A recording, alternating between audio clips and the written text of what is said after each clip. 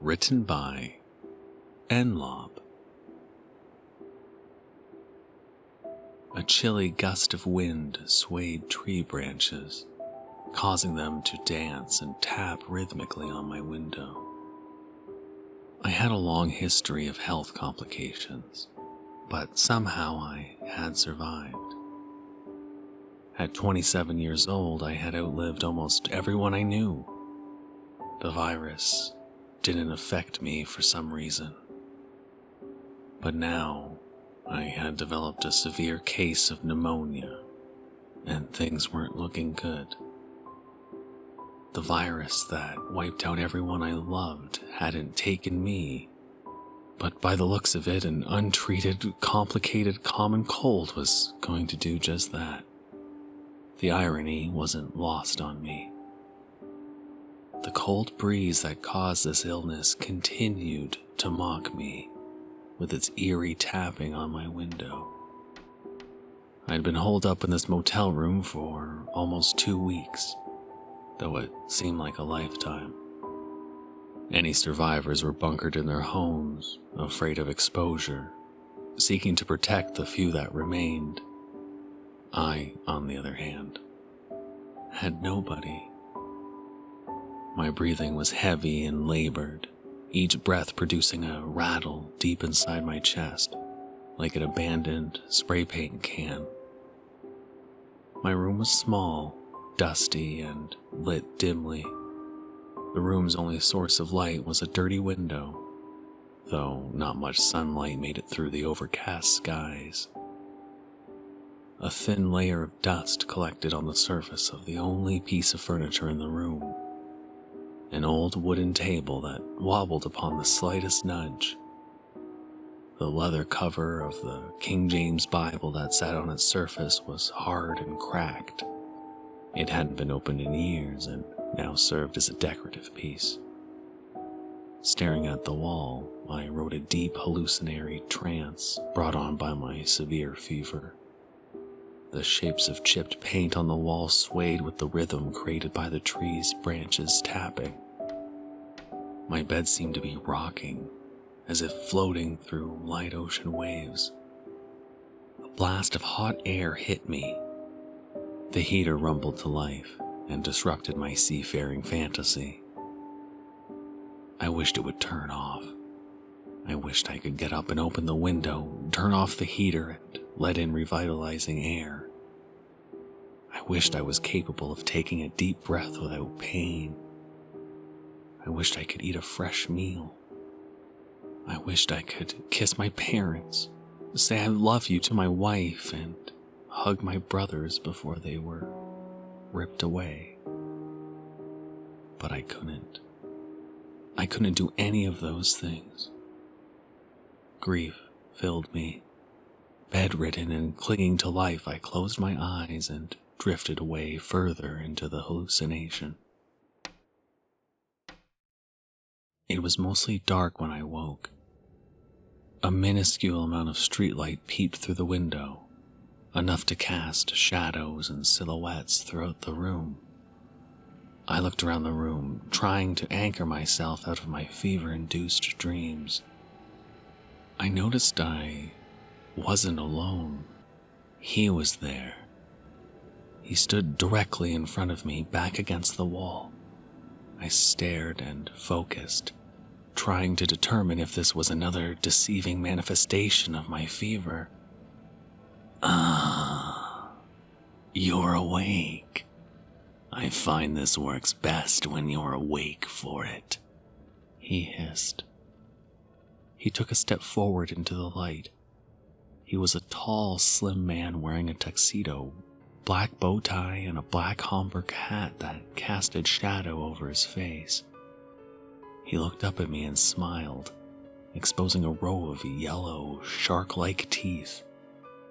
His lips were blood red, the only source of color in the room.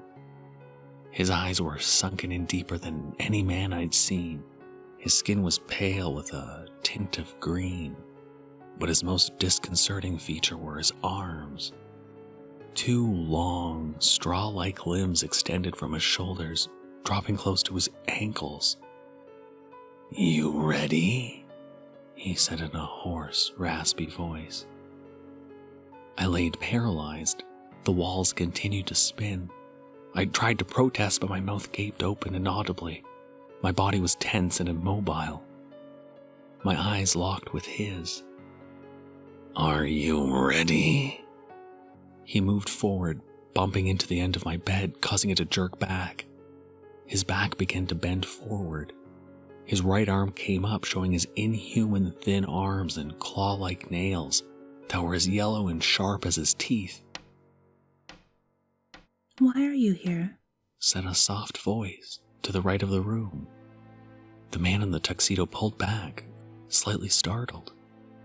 He slowly unarched his back to an upright position and turned. It took every effort I had to turn my neck to see who spoke. The room spun. My head was on fire, but my head pivoted to the side.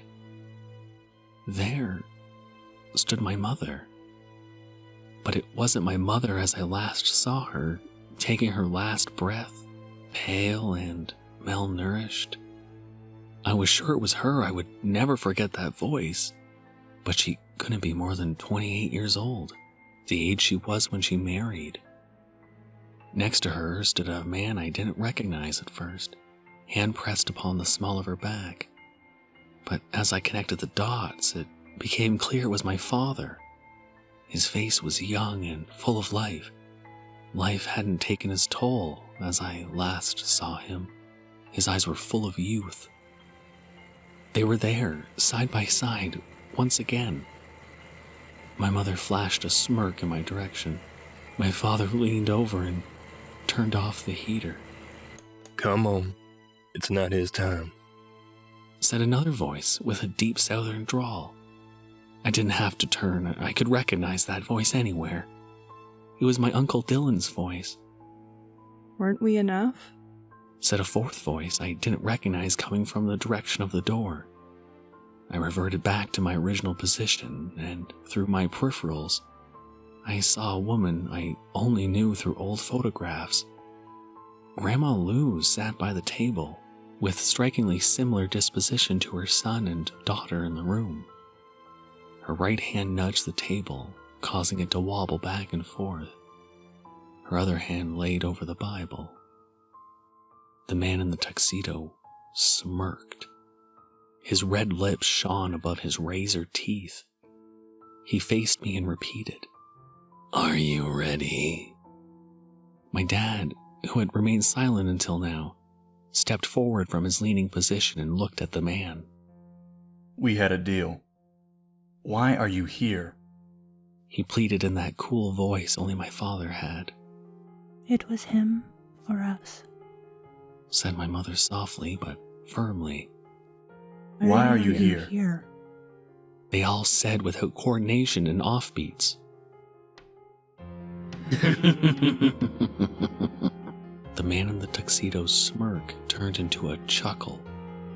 The room filled with a putrid stench as his breath made its way around the room. "Didn't you all ever hear?" he cackled. "Never make a deal with the devil." Once again, his back arched over me. The smell of rotting flesh overcame me as his face grew closer to mine. His skeleton hand neared me. "You know why I'm here." I closed my eyes in anticipation. His hand touched me. Cold. A fiery cold overcame my body. Very cold. It struck me to my core, diminishing all other ailments by comparison. His finger touched my forehead, but I felt the cold it produced beyond my toes. There was nothing but cold. Silence filled the room.